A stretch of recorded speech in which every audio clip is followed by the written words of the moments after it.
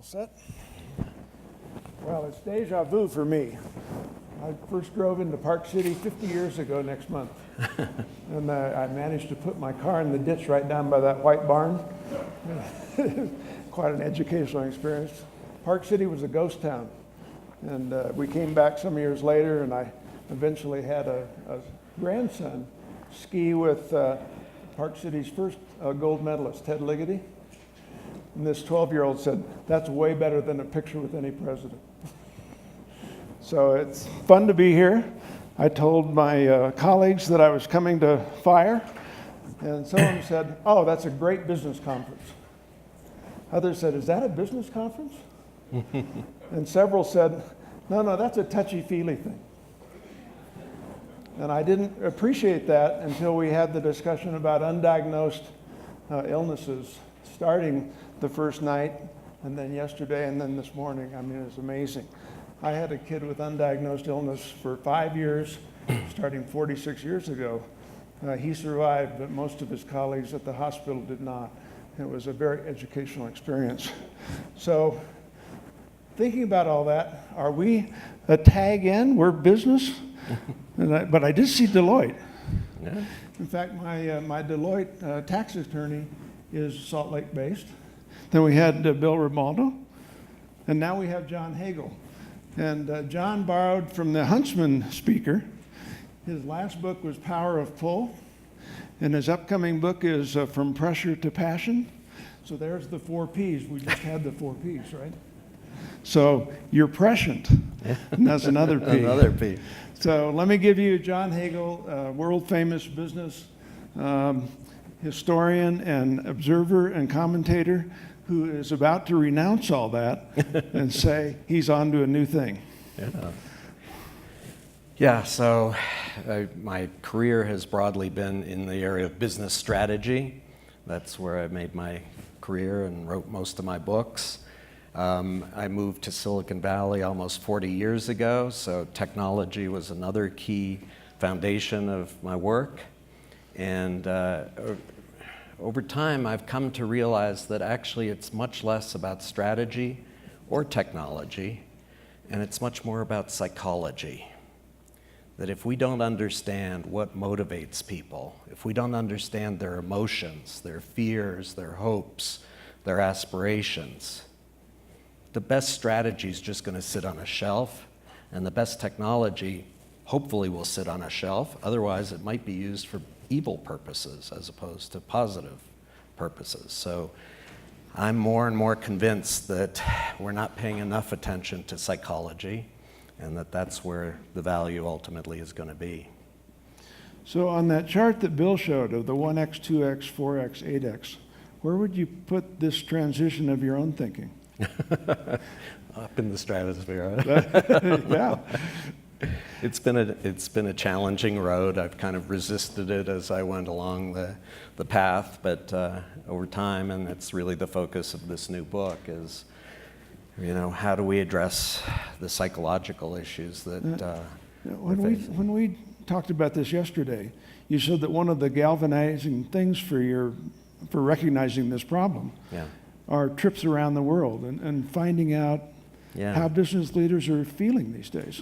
Yeah, so I travel almost constantly on a global basis, and I'm struck each year with the increasing amount of fear that I feel, not just among business leaders, among the general population. I think fear is becoming the dominant emotion, and I don't think we have adequately recognized it, much less understood the implications of it. I think fear has it may be very understandable, and in that context, I'll go back to some of our work. I run a research center. We've looked at what we call the big shift, and I love paradox, and one of the key elements of paradox in the big shift is, on the one hand, the way the global economy is changing, it's creating expanding opportunity. There are opportunities that would have been unimaginable 20 or 30 years ago. But at the same time, it's creating mounting performance pressure on all of us as individuals and as institutions. I can't resist. There was a billboard in Silicon Valley at the individual level. It asked a simple question. How does it feel to know there are at least 1 million people around the world who can do your job? Whoa, wait a minute. Well, there's a way to instill fear. Yeah. 20 or 30 years ago, that would have been an absurd question. The point is, I'm here, they're there, it doesn't matter. Well, guess what? Now it matters. And at the institutional level, one of the analyses we did that I think captures attention and doesn't generate fear. I think one of the interesting things when I engage with executives around this is I almost get a sense of relief, because they have a sense that this fear is maybe just in their head and maybe there's something wrong with them, versus no, this is real. There are things happening in the world that understandably generate fear. And one of the, again, analyses we did around the big shift is we looked at how have companies done with all this amazing technology. How's performance improved? We looked at all public companies in the United States, not a sample, but every single one, and we took as our measure of performance return on assets. Turns out from 1965, a few years before digital technology really came into the business world, until today, return on assets has basically collapsed. It's gone down by over 75%. And there is absolutely no sign of it leveling off, and certainly no sign of it turning around. So if you want an indicator of mounting performance pressure and our increasing inability to address that pressure, pretty good indicator. So I think the fear that I'm feeling around the world is real. There is mounting pressure, and it understandably generates fear.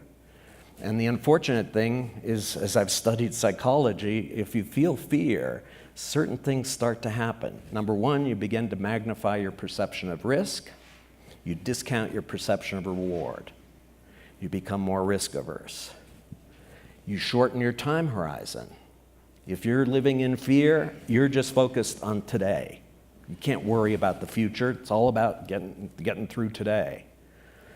And if it's all about today, you fall into what economists call the zero-sum view of the world. If it's about today, the resources are given. The only question is who's going to get those resources. Is it going to be me or you? And so it's a win-lose proposition. And in that kind of environment, trust evaporates. You may seem like a really nice person, but I know at the end of the day, only one of us is going to get these resources. And I can't trust you. Sorry. Now, we don't want to get like the ocean guy where the things all are going to quit, right?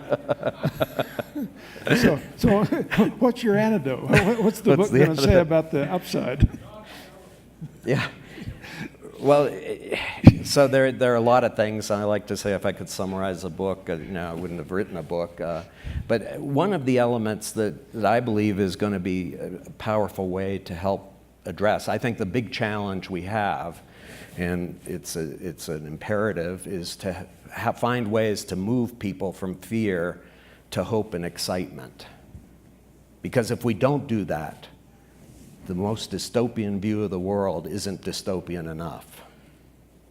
And so in that context, we ended up we said, okay, if we're in a world of mounting performance pressure, what are environments where there's sustained extreme performance improvement? And what can we learn from those environments? We went out and looked at spaces that were pretty far removed from business, but everything from extreme sports, big wave surfing and extreme skiing, to online war games, where you make the wrong move, you're going to die. That's a lot of pressure. And one of the things we found, despite the diversity of all those environments, was there was a common element among all the participants in those environments. And it was a very specific form of passion. And I use the term somewhat reservedly because everybody has a different meaning attached to passion. I will say, based on our research, we've named this the passion of the explorer. And it has 3 components to it. The first component is people who have this passion are committed for the long term to a very specific domain. They're there for, if not their life, at least the foreseeable future, long term. And their commitment is not just to be in the domain, but to make an increasing impact in that domain. So that's one element of this passion of the explorer. Second element is their reaction when confronted with an unexpected challenge is excitement. Wow, I never saw that before. What would I do? This is a chance to have even more impact in this domain. Yes. And then their third element is what we call a connecting disposition. You know, many of us, when we're confronted with an unexpected challenge, our reaction is, I'll go into a room somewhere, I'll figure it out, and come back with the answer. The passionate explorers have the immediate instinct of who else can I connect with who can help me to get to a better answer faster and address that challenge. And so I think those three elements together are a very interesting way to move people from fear to hope and excitement. Now, one of the challenges, and by the way, I recognize that most of the people in the audience here are either in smaller entrepreneurial ventures or scientists or academics. I would wager most of you have the passion of the explorer. We did a survey of the US workforce, the entire workforce in the United States, and our best estimate is that at most 14% of US workers have this passion of the explorer. So it's a very limited portion of the population at this point. And our belief is it's because our institutions actually have been designed to crush passion, to eliminate it. I had a CTO one time tell me that, you know, kids come to kindergarten excited as all hell. and by fourth grade, we beat it out of most of them. And then some of them become, you know, good and they go to HP. That would happen to be the company in question. And I said, it takes us 4 more years to beat it out of them. No, well, you know, I get the pushback so often of, well, come on, John, you know, some of us are genetically or psychologically capable of passion, but most of us just want to be told what to do and have a safe, secure job. And, you know, my response is, let's go to a playground and let's look at children 6 or 7 years old. Show me one that doesn't have curiosity, imagination, creativity, all the elements of passion. We all had it. Something happened. So think about that panel we had with Sharon and Larry and the Huntsman. Talk about everything you talked about. Partnering, the passion, the stick-to-itiveness. I mean, it's exactly what you're describing. Yeah. That you'd like to see in the workforce in general. Yeah, no, I think I not only would like to see, but I believe we have to see if we're going to, if we don't see it, and relatively soon, we're going to be in deep trouble. And I will say, too, that one of the things that I tend to be a bit of a contrarian, and in the business world today, one of the big buzzwords is worker engagement. We need more engaged workers. You know, definitions differ, but broadly, worker engagement is, do I like my job? Do I like the people I work with? Do I respect the company I work for? That's an engaged worker. That's not what you're talking about. No. In fact, my response is, what happens when something changes for an engaged worker? Resistance, fear. Wait a minute, I like the work I'm doing. I like the people I'm working for. I don't want anything to change. Versus, again, the passionate worker, if things aren't changing, if they're not being confronted with more and more challenges, they get bored and they're off. They're going to find a place that will challenge them to get better faster because that's their passion. And so I think it's a very different kind of mindset and psychology that we really need to cultivate in the workforce and in the population. I can't help thinking of the West Virginia coal mine story we saw last night. I mean, there were some people that saw that as an opportunity and had passion to solve it and had to knock down big barriers to do it. But talk about a depressed area, an area that had fear driving everything. Yeah. No. So I assume that fits your model. Yeah, no, I think very much so. And I think, again, the broader discussion around the the forces that are driving fear in the population. But I do think one of them is, and I'll speak specifically about the US, although I think it applies in other parts of the world, is, I believe our political system has ended up focusing on both sides. I actually don't hold one side more guilty or innocent than the other. Both sides have fallen on what I would call threat-based narratives. The enemy is coming to get us. We're all going to die. We need to mobilize and resist now, or we're going to die. Both sides. The enemy clearly differs depending on which side you're on, but it's all about the threat. And it an feeds the interesting word fear. there. You use the word narrative, and I hear story a lot, but narrative is a much more powerful way to describe, I think, what you're just after.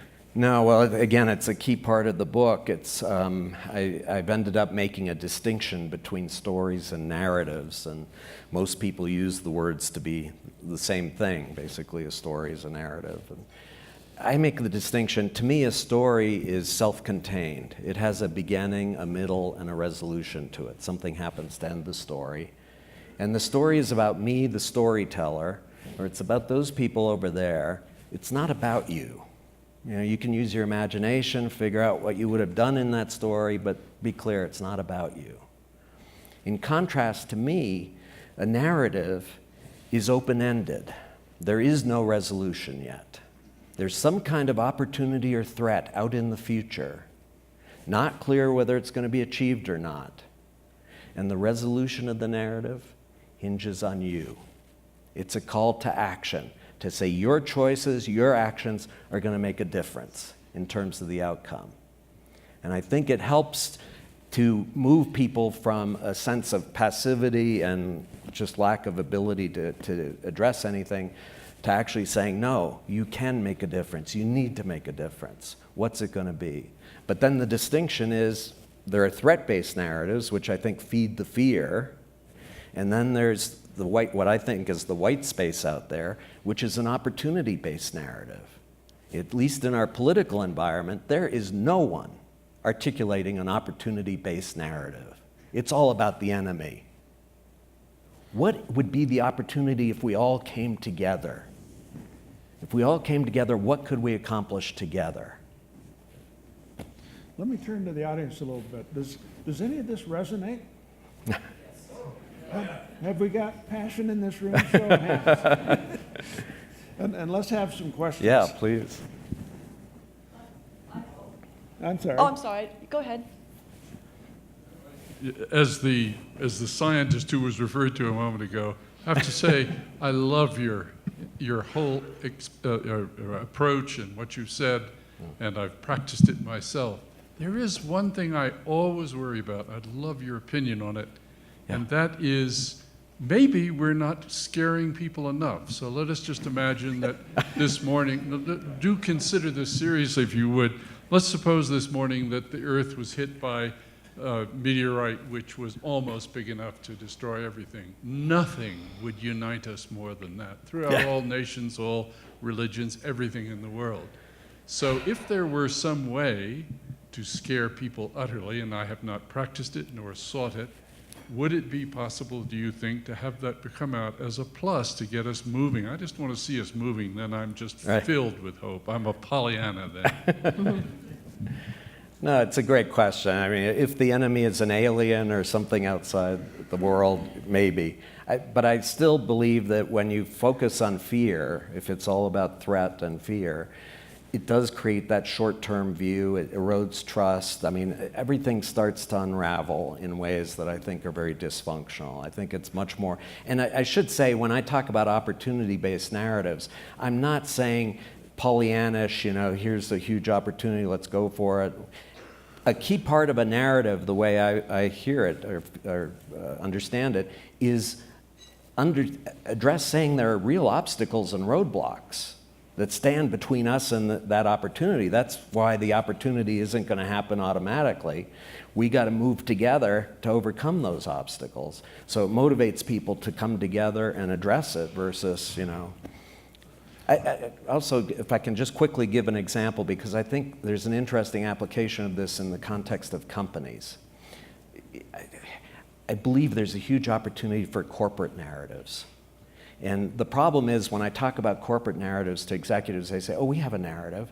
We began in a garage, we faced incredible obstacles, we accomplished amazing things, and it's open-ended, there's still more to come. My question is, what's your call to action to the people outside your company? What are you asking them to do? And I don't have a lot of good examples, but there is one example of a company that I think harnessed that. It was Apple in the early days. Condensed the narrative into a slogan, think different.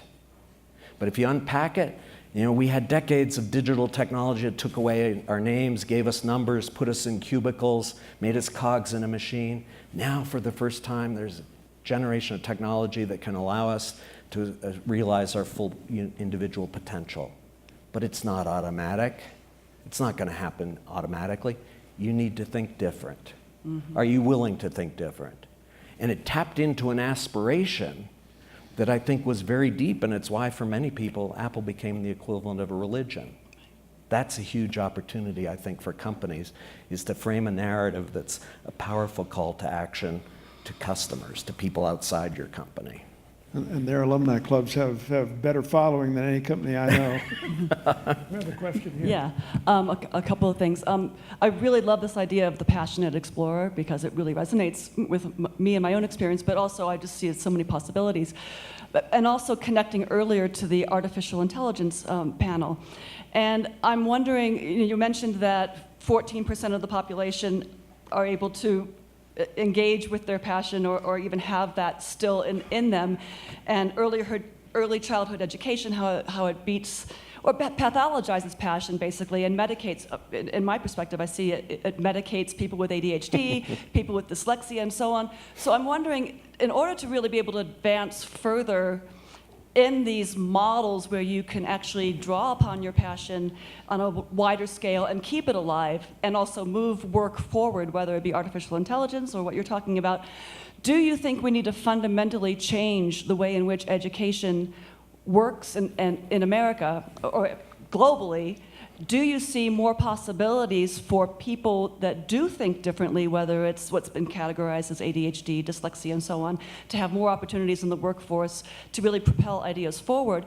And what do you see as a solution to shifting the way in which we think about passionate and energetic people, whether it be in school or in the workforce? Because they often have a lot of challenges, which is what drives their entrepreneurship in the first place. Yeah. How many hours do I have? Yeah. Take it away. You got 4 hours or 4 minutes and 3 seconds. No, I think what extraordinary questions. I think it ties into a much broader array of our research. We've come to believe that all of our institutions, not just schools, but companies, government agencies, all our institutions are built around a model of what we've come to call scalable efficiency. And it's led to huge success in more stable times. In a world of mounting performance pressure, it helps to intensify the fear. And by the way, in a scalable efficiency environment, you are not allowed to express your fear. Fear is a sign of weakness. Do your job. Our belief is all our institutions are going to fundamentally have to be redone, rethought, in order to help people cultivate passion, move from fear to excitement. That's a huge both challenge and opportunity. Got one over here. Yeah, so Jason Preston. I'm from Seattle, and sometimes people say in Seattle, I work at Amazon, and sometimes they say I'm an Amazonian. I'm curious if you've done any research about what that sort of sense of shared identity or community around being part of a company does or affects the sense of that passion of the explorer. It's a good question. I think that in my experience, it ties to things like purpose and shared identity. That to us is not passion. That's just a sense of affiliation and belonging. But you can still feel an incredible amount of fear as part of that tribe, that Amazonian tribe. Passion is about commitment to making an increasing difference, yourself, not your company, yourself. and moving from that view of fear and risk to excitement and risk-taking. You're not only willing to take risk, you're insisting on taking risk. And by the way, that's one of the reasons our institutions are so hostile to passion, because these are risk takers. And what does scalable efficiency require? It requires predictability. You deliver as forecast, without failure. Don't take any risk. Passion gets lost I know quickly. that routine. Got a question here? Mine's a very simple question, and I hope I'm paraphrasing you roughly accurately. But you basically said enemies have conflict, but if they can resolve and work together, they can accrue so much more. That resonated with me like a hammer, only because I live in Washington. What is your suggestion? My condolences. What is your solution to our problem? Well, I wish I had a solution that I could just throw out there. Yeah, well, I think the key is for all of us, and I think it starts at the level of the individual. One of the things I do in my book is I actually look at my own personal journey and moving from fear to passion and excitement. But it starts with us as individuals in terms of rethinking and reframing our own narrative so that it's much more opportunity focused versus fear based, and where we're calling others to help to come with us. And then at the institutional level, how can we reframe our institutions and create narratives that are really exciting to the people? And then at a social level, I think, again, I'm from Silicon Valley. I believe that one of the reasons Silicon Valley has been so successful for such an extended period of time is it had a powerful opportunity-based narrative. Come change the world. It's not going to change by itself. You got to come. Are you willing to come? 000. We're out of time. Oh, Thank no. you, John. Thank you all. Thank you so much. Appreciate it. Thank you.